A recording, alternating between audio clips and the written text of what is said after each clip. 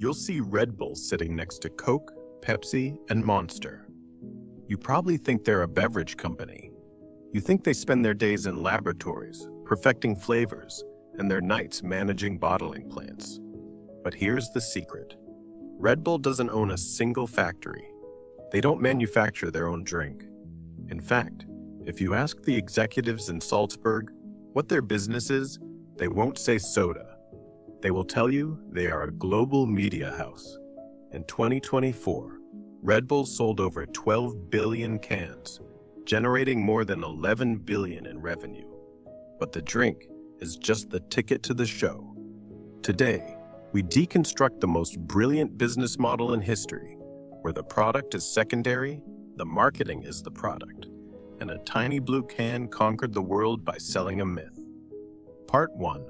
The Thai Elixir and the Austrian Vision. The story of Red Bull doesn't start in a boardroom. It starts with jet lag. In 1982, an Austrian marketing director named Dietrich Mateschitz was traveling through Thailand. He was exhausted, his head was spinning, and he needed a fix.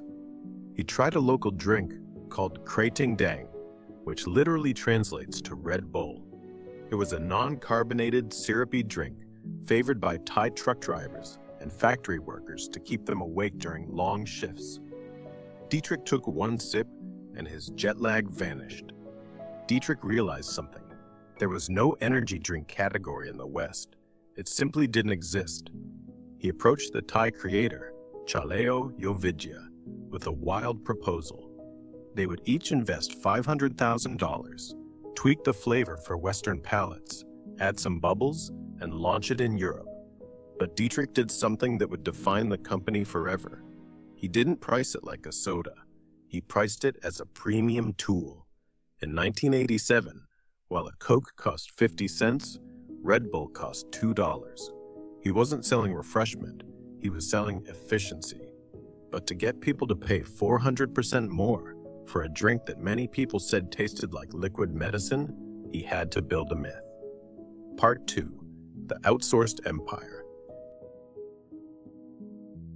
This is where the business model gets fascinating. Most beverage giants, like Coca-Cola, spent billions building a massive infrastructure of factories, sugar supply chains, and bottling plants. Red Bull did the opposite. They decided they didn't want to be manufacturers. They outsourced the entire production of the drink to a company called Rausch. Rausch does the mixing, the canning, and the physical labor. By removing the burden of manufacturing, Red Bull freed up nearly 30% of their total revenue to be spent on one thing: marketing. Think about that. For every $10 Red Bull earns, 3 goes straight back into stunts, sports teams, and content.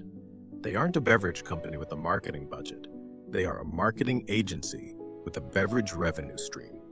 They realized early on that if they bought traditional TV ads, they would just be noise. People skip commercials. So, Red Bull decided to become the content people actually wanted to watch. Part 3. Content as the Wings.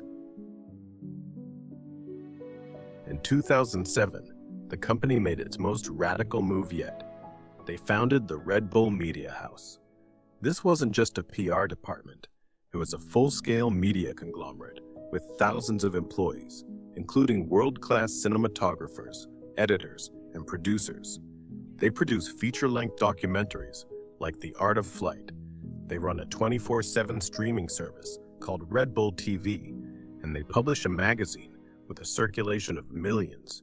The pinnacle of this strategy was the Red Bull Stratos mission in 2012. They spent an estimated $50 million to send a man to the edge of space just to have him jump. To any other company, spending $50 million on a stunt would be insanity. But for Red Bull, it was a bargain. The event was broadcast live to 8 million people on YouTube, setting a record. It generated billions of dollars in earned media coverage. Every news station in the world showed the Red Bull logo. They didn't buy a 30-second Super Bowl ad. They owned the entire world's attention for 3 hours. This is the Red Bull loop. Create a mind-blowing event, film it with Hollywood-quality gear, distribute it through their own media channels, sell the drink to the people inspired by the content. The drink doesn't give you wings, the content gives the drink its value. Part 4. Owning the playground. The sports strategy. Red Bull didn't stop at media. They realized that sponsoring a team wasn't enough. When you sponsor a team, you are just a logo on someone else's shirt. If the team wins, the team gets the credit. So, Red Bull started buying the teams. Today, they own 2 Formula One teams, including the championship-winning Red Bull Racing. They own professional soccer teams in Germany, Austria, New York, and Brazil. They own an esports empire. By owning the teams, they own the intellectual property. They don't have to ask permission to film their drivers or players. They have 24/7 access to create behind-the-scenes content that no other brand can touch. When Max Verstappen wins a Formula One race, it's not just a win for a driver, it's a 2-hour commercial for Red Bull. They have effectively turned global sports into their own private film sets. The vested myth: selling aspiration, not caffeine. So, what is the vested myth of Red Bull? The myth is that you are buying an energy drink. In reality, you are buying into a lifestyle. You are buying a small piece of the adrenaline, the risk, and the limitless potential you see in their videos. Red Bull sells the idea of being an adventurer, even if you're just sitting at a desk trying to finish a spreadsheet at 3 p.m. They have mastered the attention economy. While their competitors are fighting over shelf space in supermarkets, Red Bull is fighting for space in your mind. They proved that in the 21st century, the most valuable asset isn't a factory, it's attention. If you stop thinking of them as a soda company and start seeing them as a media empire, their crazy stunts suddenly make perfect sense. They aren't throwing money away on space jumps. They are investing in the myth that keeps the cans flying off the shelves. Business isn't just about what you sell, it's about the story you tell. Whether it's energy drinks or tech giants, the vested myths behind these companies are often more fascinating than the products themselves. If you want to keep deconstructing the world's most powerful empires and uncovering the truth behind their success, make sure to subscribe and turn on notifications. We have many more deep dives coming your way. In the meantime, click here to see how a $250 billion empire vanished almost overnight in our autopsy of Nokia. Investigate the truth. This is Vested Myths.